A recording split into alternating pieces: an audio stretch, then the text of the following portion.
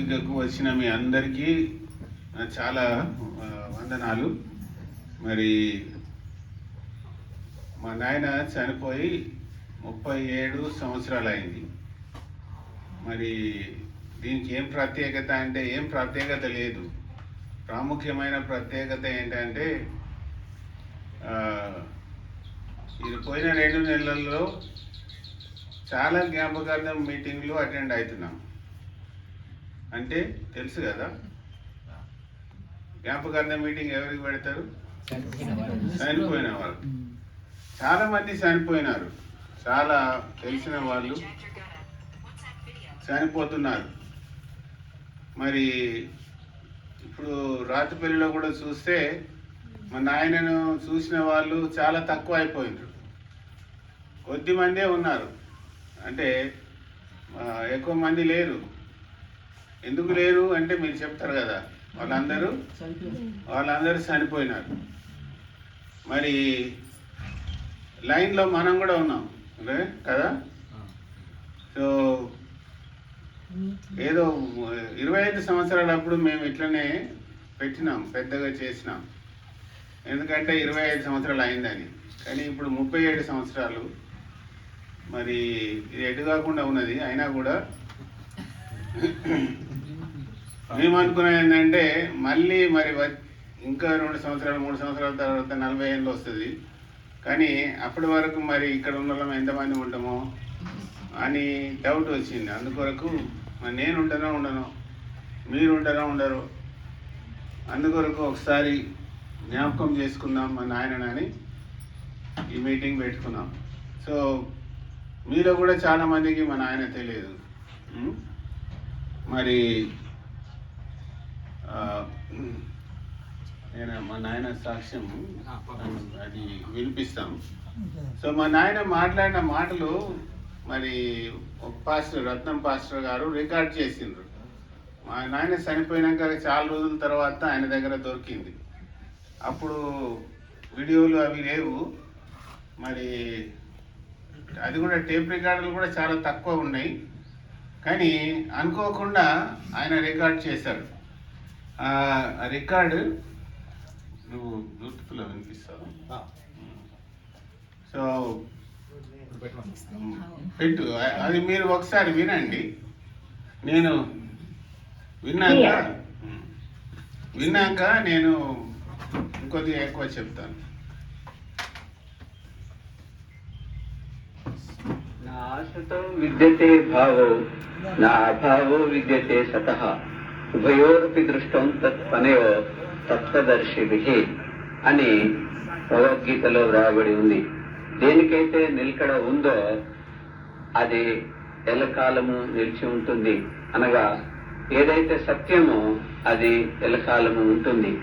సత్యమైన దానిని తత్వదర్శులు కనుగొని ఉన్నారు. నేను నా జీవితంలో 38 సంవత్సరాల వయస్సులో 30 సంవత్సరాల కృషిలో నేను కనుగొన్నదేమనగా, ప్రభువును రక్షకుడును మరణించి తిరిగి లేచినటువంటి యేసుక్రీస్తు ప్రభుల వారు తప్ప ఈ లోకంలో మరెవ్వరు మనల్ని పాపంలో నుండి బయటికి తీసుకురాలేదని కనుగొన్నాను. నా జీవితంలో నేను యజ్ఞ, యాగ, దాన, ధర్మములు, జపము, తపము ఆచరించినాను. సూర్య, చంద్ర, నక్షత్రములని కాక రామ, కృష్ణ, శివ, ఆంజనేయ ఇత్యాది ఉపాసనలు కూడా చేసినాను. కానీ ఉపాసన సిద్ధి కలిగినను నేను నాకు కలిగి ఉన్నటువంటి బలహీనతలను, పాపపు స్వభావమును గెలవలేకపోయినాను. తుటతుడకు 38 సంవత్సరాల వయస్సులో ప్రభు అయిన యేసు క్రీస్తు మీతో మాట్లాడగలడు అన్నటువంటి విషయంపై నాకు ఆకర్షణీయంగా కనపడి ప్రభు అయిన యేసుతో నేను మాట్లాడవలనన్న తలంపుతో ప్రభు అయిన యేసును నా హృదయంలో చేర్చుకొని నాతోని మాట్లాడమని నేను ఆయనను అడగడం మొదలుపెట్టినాను. నేను ఎప్పుడైతే యేసుక్రీస్తు నా రక్షకుడు, నా విమోచకుడు అని నమ్మినానో అప్పుడు ఆయన నాతో మాట్లాడడం మొదలుపెట్టినాడు. ఒకరోజు రాత్రి కలలో నేను పాపం చేయటం సిద్ధముగా ఉండగా ప్రభు అయిన యేసు నన్ను రక్షించమని నేను మాట్లాడినాను, అడిగినాను, ప్రార్థించినాను. ఆ ఒక్క మాటలో ఆయన నన్ను ఆ పాపములో నుండి తప్పించినాడు. ఆ రాత్రే అప్పుడే ప్రభువైన యేసు నిజమైన దేవుడు రక్షకుడు గ్రహించి నా హృదయంలో చేర్చుకొని నేను జీవిస్తూ ఉంటుండగా ఎన్నోసార్లు సాతానుడు నన్ను పడగొట్టుటకు ప్రయత్నం చేసినాడు. అయితే ఆ సమయాలలో నేను నా ప్రభు దగ్గరికి, నా రక్షకుని దగ్గరికి వెళ్ళగా ఆయన నన్ను ప్రతి పాపము నుండి బయటికి తప్పిస్తూ ఉన్నాడు. నేను పాపాన్ని జయించుటకు ఆయన మరణించి తిరిగి లేచినటువంటి పునరుద్ధాన శక్తిని ఆయన నాకు అనుగ్రహిస్తూ నిరంతరం నన్ను పాపమునకు దూరంగా జీవింపజేస్తున్నాడు. సాతానుడు నా సన్నిధికి వచ్చి శోధిస్తున్న సందర్భంలో మరి ఆయన యొక్క పరిశుద్ధాత్మ నన్ను, నీవు పాపం చేయబోతున్నావు కాబట్టి నువ్వు పాపం నుండి గెలవవలసి ఉన్నదని నాకు హెచ్చరిక ఇస్తున్నాడు. అప్పుడు నేను బలహీనుడను ప్రభువా, నేను పాపం జయించలేను, నన్ను జయింపజేయమని, పునరుద్ధానుడవు నీవు, మరణించి తిరిగి లేచిన వాడవు నీవు నాకు రక్షణ ఇస్తేనే కాని, నీ జీవితము నాలో ఉంచుతేనే కాని నేను పాపమును జయించలేనని ఒప్పుకున్న సందర్భంలో నా ప్రభువు, నా రక్షకుడు ప్రతి పాపమును జయించుటకు ఆయన కృపణాయందు అనుగ్రహిస్తున్నాడు. కాబట్టి మీ అందరితో నేను మనవి చేసుకున్నదేమనగా, ప్రభువును రక్షకుడైనటువంటి లోకరక్షకుడై మరి మరణించి తిరిగి లేచినటువంటి యేసుక్రీస్తును మీరు నమ్ముకున్న ఎడల మరి మీరు కూడా పాపమనే మరణంలో నుండి, అనేక బలహీనతల నుండి మీరు విజయం పొంది నిత్యరాజ్యంలోకి పోగలరని మనవి చేసుకుంటూ ముగిస్తున్నాను. ఈ సాక్ష్యం సో ఆయన చెప్పిన దాంట్లో నుంచి నేను చెప్తాను. ఎందుకంటే మా నాయన చాలా నిష్ఠగా దేవుణ్ణి పాటించినాడు, వెంబడించినాడు. ఎందుకు అని అంటే ఆయన 7 సంవత్సరాలు వయస్సులో ఉన్నప్పుడంట మరి ఒకవేళ నేను ఇప్పుడు మాకు తర్వాత చరిత్ర తెలిసింది కాబట్టి బైరనమ్మ అనేట ఆమె ఒక మిషనరీ వచ్చి శ్రీరాంపురము, తారుపల్లి, చిన్నరాజపల్లి, పెద్దరాజపల్లి ఇవన్నీ ఏరియా అందరూ సువార్త చేసింది. అప్పుడు తారుపల్లిలో చాలా మంది నమ్ముకున్నారు, చిన్నరాజపల్లిలో కూడా మన్నెపోళ్ళు అందరూ నమ్ముకున్నారు. అయితే వాళ్ళందరూ బాప్తిసం కూడా తీసుకున్నారు. అయితే ఆ సమయం అనుకుంటాను వాళ్ళు కొన్ని పత్రికలు పంచిపెట్టినారు. ఒక పత్రిక మా నాయనకు దొరికింది. దాంట్లో ఏముందంటే మాట్లాడే దేవుడు లేకపోతే దేవుడు మాట్లాడునా అని ఒక ప్రశ్న అందులో ఉంది. మా నాయన 7 ఏళ్ళే ఉన్నాడు, 41, 42 ఆ సంవత్సరాలు. అయితే ఈ మాట్లాడే దేవుడు ఎవరు అని మా నాయనకు ఆ ప్రశ్న వచ్చింది. అది ఆయన ఎప్పుడుగా మర్చిపోలేదు, మాట్లాడే దేవుడు ఎవరు. సో అట్లా మరి ఆ దేవుని కొరకు వెతుకుతూ అందరినీ, ఎవరు పూజారులు, మత పెద్దలు ఎవరు కలిసినా వాళ్ళని ఇదే ప్రశ్న అడిగేవాడు. సో అడిగి ఆఖరికి మరి మన ఊరికి కొంతమంది సువార్త చేయడానికి, దేవుని గురించి చెప్పడానికి వస్తే 73 సంవత్సరంలో మా నాయన, అప్పుడు మా నాయన పోలీస్ పటేళ్ళు ఉన్నాడు. మేము ఈ ఊరికి ఇందాక చెప్పినా కదా 61లో వచ్చినాము కుటుంబంగా. అంతకుముందు మా నాయన ఒక్కడే వచ్చిపోయేవాడు.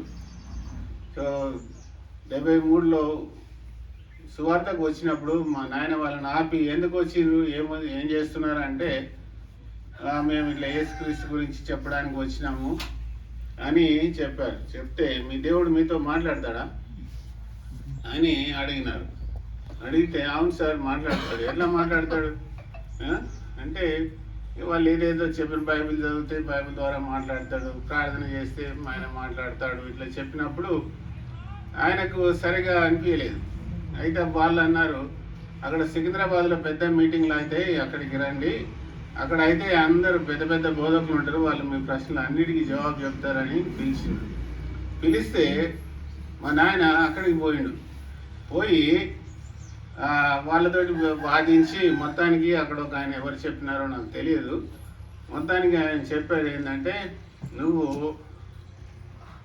యేసు నామంలో ప్రార్థన చేయి, బైబుల్ చదువు, బైబుల్ అంతా కూడా దేవుడి మాటలు ఉన్నాయి బైబిల్లో, ఆ బైబిల్ ద్వారా నీతో దేవుడు మాట్లాడతాడు అని చెప్తే మా నాయన బైబిల్ పట్టుకొని వచ్చాడు.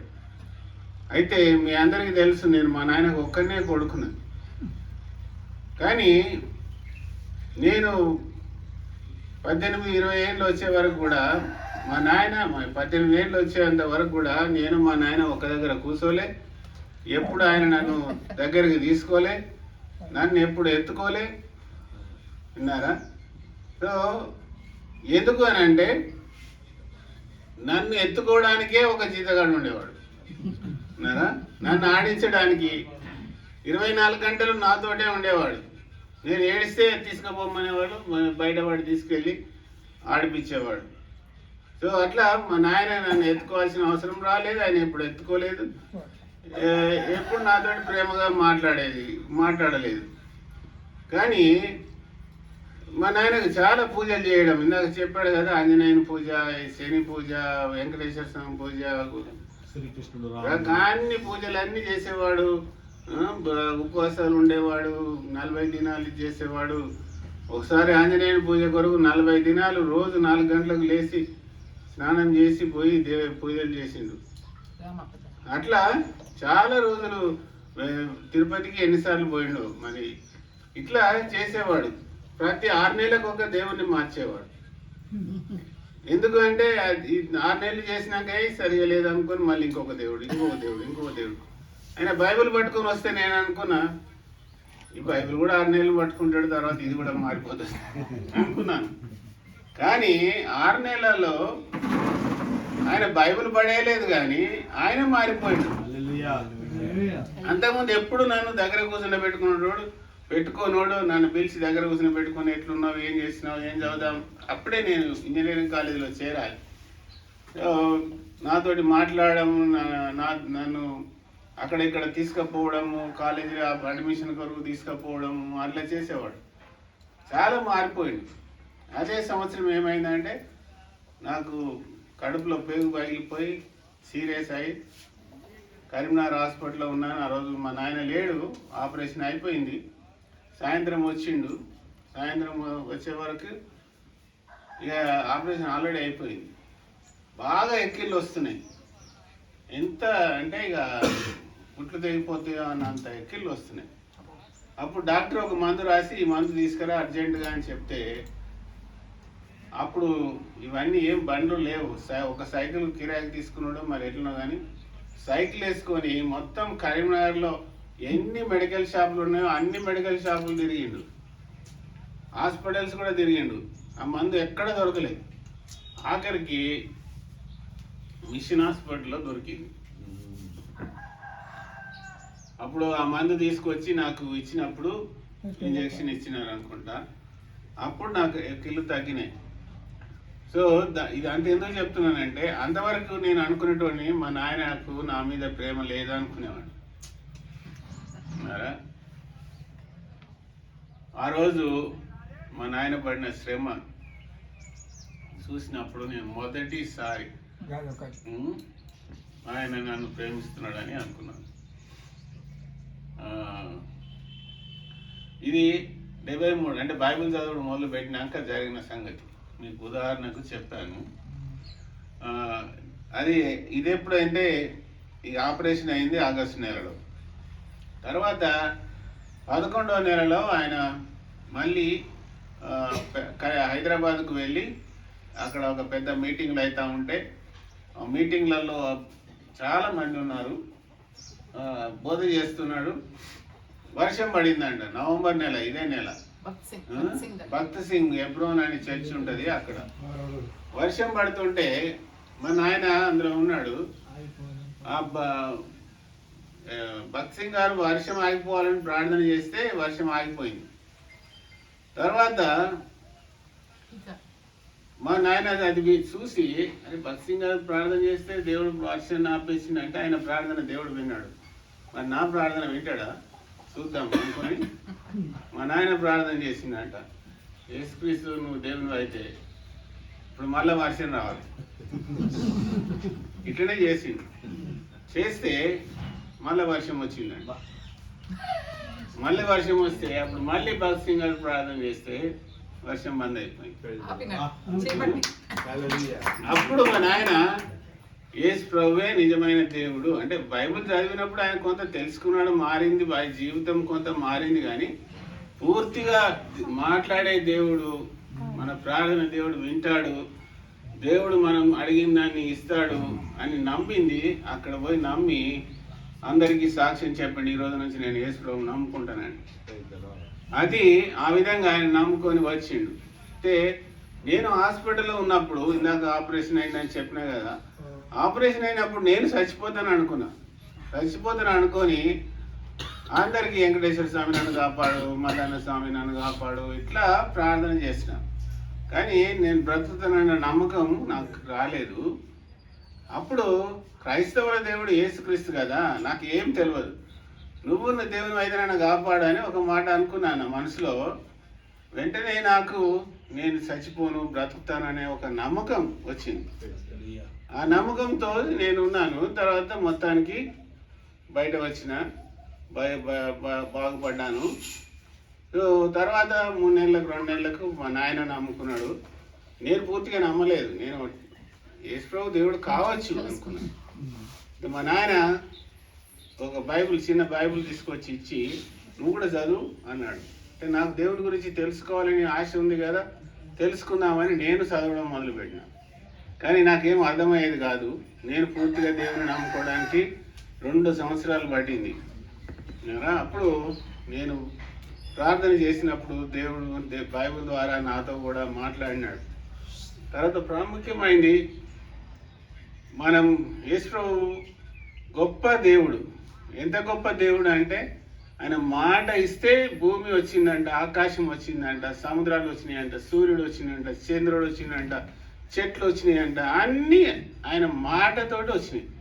మాటతోటి సమస్తము కలగజేసినాడు. సో ఆయన గొప్ప దేవుడు. సో అంత గొప్ప దేవుని దగ్గరికి పోయి, దేవా నాకు ఆకలి అవుతుంది, అన్నం పెట్టు, ఎవరిని అడిగినా పెడతారు కదా. మా నాయనకి ఎట్లుండేదంటే, గొప్ప దేవుని దగ్గర పోయి ఏం అడగాలి? గొప్ప అడగాల. ఏది?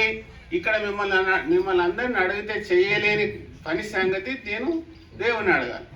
ఇప్పుడు 50 రూపాయలు ఇవ్వమని నేను అడిగితే మీరు ఎవరన్నా ఇస్తారు కదా. కానీ 50 రూపాయలు దేవుని అడిగితే ఏం అవసరం? 50 కాదు, 1 కోటి రూపాయలు అడగాలి. అట్లా ఉన్నారా? సో అట్లా మా నాయన మరి ఆయనకి ఎట్లా మనసులో పడ్డదో ఏమో కానీ, ఓ రోజు నా దగ్గరకు వచ్చి ఏమన్నాడంటే, వికాయ బిడ్డని నీకు ఇస్తాడంటావా, పెళ్లికి నీ భార్యగా ఇస్తాడంటావా అని నన్ను అన్నాడు. నేను అన్నాను, ఆమె ఎందుకు నన్ను చేసుకుంటుంది, ఆమె అమెరికాలో ఉన్నది, అక్కడ చదువుకుంటుంది, నేను ఇక్కడ ఉన్నా, నాకు ఇంగ్లీష్ రాదు, ఆమెకు తెలుగు రాదు, ఆమె ఎందుకు చేసుకుంటుంది అంటే, ప్రార్థన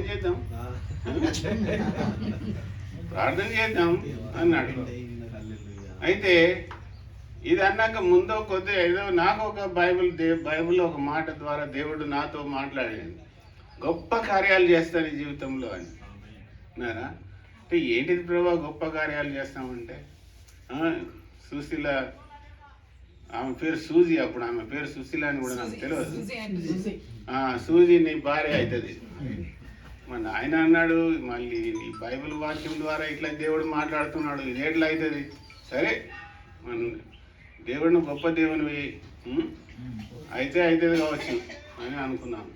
సరే, మా నాయన ప్రార్థన, నా ప్రార్థన మరి ఎట్లనో కానీ దేవుడు గొప్ప కార్యం చేసినాడు. ఆ విధంగా నేను చదువులో చాలా వీక్. నాకు అసలు ఇంజనీరింగ్ నేను పాస్ అవుతానని అనుకోలే. నేను కూడా ప్రార్థన చేసిన, దేవా నువ్వే నన్ను పాస్ చేయాలి, నేనైతే పాస్ కాను, నాతో కాదు ఈ పని అనుకున్నాను. నాకెవడు ఉద్యోగం ఇయ్యాడు అనుకున్నాను. కానీ దేవునికి ప్రార్థన చేసిన, దేవా నువ్వే నన్ను పాస్ చేయాలి, నువ్వే నాకు ఉద్యోగం ఇప్పించాలి, నువ్వే నాకు పెళ్లి చేయాలి ఇట్లా. తర్వాత నాకు 30 సంవత్సరాలు వచ్చే లోపల నాకు పిల్లలు కావాలి, నేను 60 సంవత్సరాలు వచ్చే లోపల వాళ్ళందరికీ పెళ్ళిళ్ళు కావాలి, వాళ్ళ బతకాలి అని నేను ఎప్పుడు నా కాలేజీలో ఉన్నప్పుడు నా పెళ్లి కాకముందే ప్రార్థన చేస్తున్నాను. చేస్తే మీరు నమ్మండి, నేను బ్రతుకున్నాను మీకు చెప్తున్నా, మీరు నమ్మాలి. ఎందుకంటే నేను అడిగిన, మా నాయన అడిగిండు, దేవుడు మేము అడిగిన అన్నీ చేసిండు, విన్నారా. సో మరి అలాంటి దేవుణ్ణి మనం తెలుసుకోవాలి, ఉన్నారా. మా నాయన అన్నీ తిరిగి ఆఖరికి యేసు ప్రభువుని తెలుసుకున్నాడు. అట్లానే మనం కూడా అన్ని తిరగాల్సిన అవసరం లేదు ఉన్నారా. మీరు దారిలో పోతుంటే ఎవరైనా చెప్తారు, అరే ముందర పాము ఉన్నది అట్లా పోవు, ఇట్లా లేదా పెద్ద పులి ఉన్నది ఇట్లా పోండి అని చెప్తారు. వాడికి అబద్ధం చెప్పిండని మనం పోతే ఏమవుతుంది? మనం దాని పర్యవస్థానం అనుభవిస్తాం. కాబట్టి లేకపోతే ఆ బ్రిడ్జి కూలిపోయి నాన్నగా పోకు తొప్ప బంద్ అయిందంటే లేదు లేదు నేను పోతాను, ఎవరికి నష్టం? మనకే నష్టం. కాబట్టి మా నాయన అవన్నీ తిరిగి వచ్చి చెప్తున్నాడు, యేసుప్రభువే నిజమైన దేవుడు. నేను అన్ని దేవుళ్ళకు మొక్కలే, కానీ నేను కూడా చెప్తున్నా యేసుప్రభు గొప్ప దేవుడు. మనము ఆయన అడుగుతుంది ఏంటంటే, యేసుప్రభు నువ్వు నాకు కావాలి అని చెప్పినంత మాత్రంలో ఆయన మనల్ని తన బిడ్డలుగా చేసుకుంటున్నట్టుండు. అంటే యేసుప్రభు చేసిన గొప్ప సంగతి ఏంటంటే, మన అందరి కొరకు ఆయన రక్తం కార్చి మన కొరకు బలై మనం పొందాల్సిన శిక్ష ఆయన పొంది మనకు విడుదల చేసిండు. మన పాపం అంతా ఆయన మీద వేసుకున్నాడు. అది మనం నమ్మాలి. నిజమైన దేవుడని, ఆయన మన కొరకు చచ్చిపోయిండని నమ్మాలి. తర్వాత ఆయన చచ్చిపోయి బొందలో లేడు, ఆయన బొంద ఖాళీగా ఉంది. ఇప్పుడు కూడా మనం పోయి చూడొచ్చు. ఆయన అందరు చూడంగా లేచి అందరికీ కనిపించి అందరు చూడంగా 500 మంది చూడంగా ఆకాశం మీదకి ఎత్తపడ్డాడు. ఇట్లా పట్టబగలు ఆకాశంలోకి ఎగిరిపోయాడు. ఆయన ఏం చెప్పిండంటే, నేను మళ్ళీ వస్తా అని. సో ఆయన మళ్ళీ వస్తాడు. సో ఆయన రాకముందు మనము పోకముందు ఏం చేయాలా? యేసుప్రభువుని నమ్మాలి. కొన్నిసార్లు మనం బతికుండగానే ఆయన వస్తాడు. అప్పటి వరకు నమ్ముకున్న వాళ్ళు మాత్రమే రాజ్యం పోతారు. తర్వాత మనం చచ్చిపోయినాక నమ్ముకోవడానికి వీలు లేదు. మనం బ్రతికున్నప్పుడే మీకు నమ్ముకోవడానికి వీలు ఉంటుంది. బైబిల్లో ఒక ఆయన గురించి చెప్పబడింది. ఒక ధనవంతుడు, దరిద్రుడు ఇద్దరు చచ్చిపోయినరు.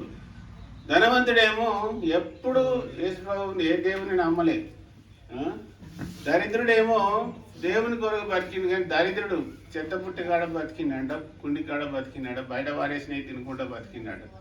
కానీ ఆ దరిద్రుడేమో దేవుని దగ్గర ఉన్నాడు, మంచిగా సంతోషంగా ఏ బాధ లేకుండా ఉన్నాడు. ఈ ధనవంతుడేమో పట్టుపరుపుల మీద ఉన్నోడు, పరమన్నాలు తిన్నోడు, బంగారు కంచంలో తిన్నోడు ఎక్కడున్నాడు? నరకంలో యాతన పడుతున్నాడు. అక్కడ పోయి ఏడుస్తున్నాడు, దేవా నన్ను కాపాడు అని. దేవుడు అంటున్నాడు, అయ్యా ఇప్పుడు ఏం చేయరాదు, ఇప్పుడు ఏం చేయరాదు, నువ్వు అక్కడ ఉన్నావు ఇక్కడ ఉన్నావు, ఇక్కడ నుంచి అక్కడికి రారాదు, అక్కడి నుంచి ఇక్కడికి రారాదు. కాబట్టి మనం ఇక్కడ ఉండగానే దేవుని నమ్ముకోవాలి ఉన్నారా. కాబట్టి ఇది మంచి అవకాశం.